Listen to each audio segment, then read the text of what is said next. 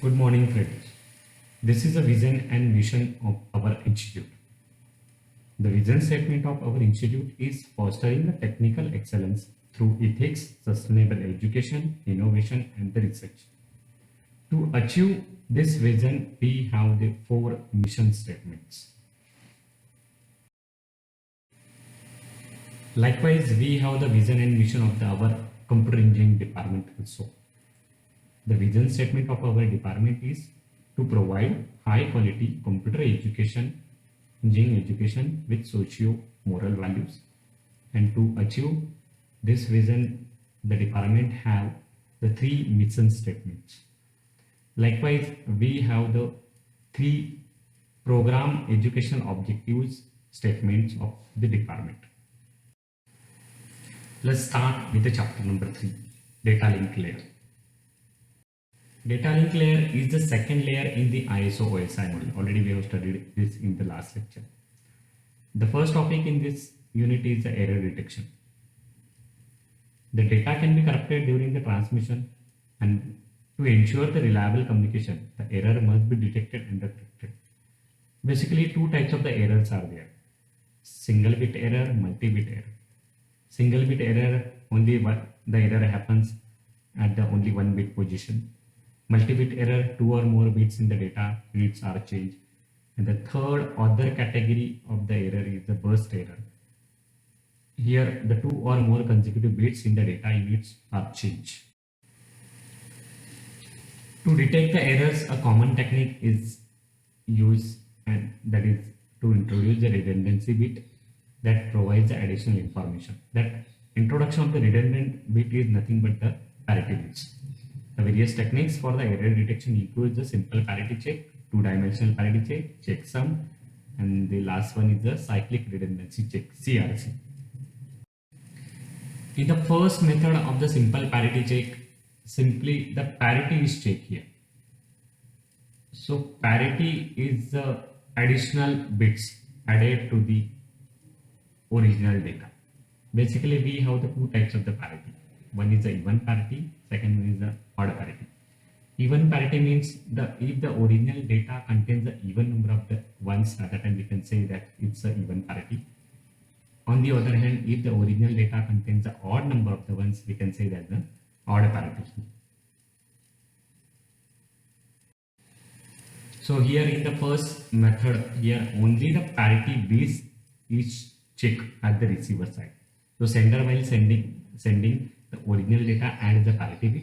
That parity bit indicating the how many number of the ones are there in the original data, and the sender sends the original data along with the parity bit to the receiver via the one of the transmission medium. Then at the receiver also checks the parity bit, and if the parity bit is matched according to the original data, then the data get accepted by the receiver.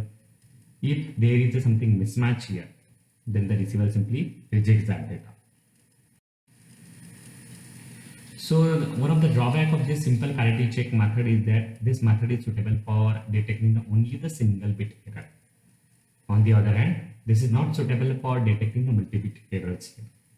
To overcome all these drawbacks, we use the second method, that is a two-dimensional parity check. In this method, the row-wise as well as the column-wise parity bits are calculated, as shown here in the figure, and then the original data along with the final column parities sent to the receiver here. The third method of the error detection is the checksum. So here the original data is divided into the number of the segments here. So as shown in the figure here, this is the original data here divided into the 4 number of the segments here. So K here indicating the number of the segments, and the M indicating the total length of that segments. So ensure that the length of all the segment must be equal. So here onto the sender side, the sum operation is performed. Logical sum operation is performed, or we can say that the logical XOR operation is performed here. In the logical XOR, the output is 1 whenever both the inputs are different. On the other hand, the output is 0 whenever both the inputs are same. So here This sum operation is performed onto the sender side, and then at the last we obtain what is the sum here, and we just need to invert here, and we obtain the checksum here. So then the same process is repeated onto the receiver sides also. At the last again here we obtain the sum here, and then whatever the checksum obtained onto the sender side, we just perform the XOR operation of that checksum onto the sender side with the sum obtained at the receiver side, and at the last the sum obtained is equal to all the ones, and we need to take the complement of that sum, and if we obtain the zeros, it means that the data get accepted by the receiver here. This is the fourth method of the error detection, that is the CRC, stands for the cyclic redundancy check. Here the M indicating the original data, N indicating the number of the bits, number of the zeros to be appended at the original data. So here the division operation is performed, and then as we know that after performing the division operation, the remainder is generated, and this remainder is nothing but your the cyclic redundancy checksum, and at the last of the center side this CRC is appended to the original data, and then it is sent to the receiver, and the same operation is happening onto the receiver side also. Only the difference is that onto the center side the some number of the zeros are appended to the original data, and onto the receiver side instead of the zeros the CRC is appended to the original data. So the criteria for appending the number of the zero, that is equal to the number of the bits in the divisor minus 1. For example, if the divisor has the 5 bits, then the 5 minus 1, that is 4, we need to append here the 4 number of the zeros here. Suppose that our original data is 11100 and the divisor is 1001. So the number of the bits in the divisor is the 4.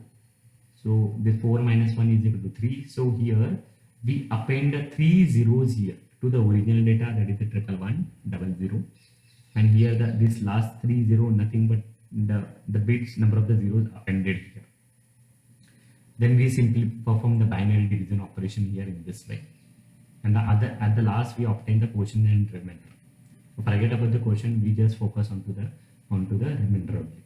And this whatever the remainder obtained at the last of the division operation, this remainder we may call as the CRC remainder. So this is the process happening onto the center side.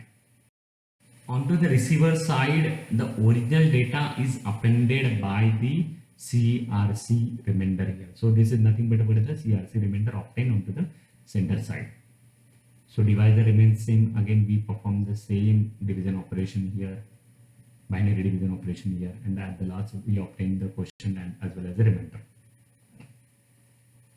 Forget about the quotient here and just focus on the remainder here. If at the last we obtain the remainder is equal to 0, it means the data is accepted by the receiver.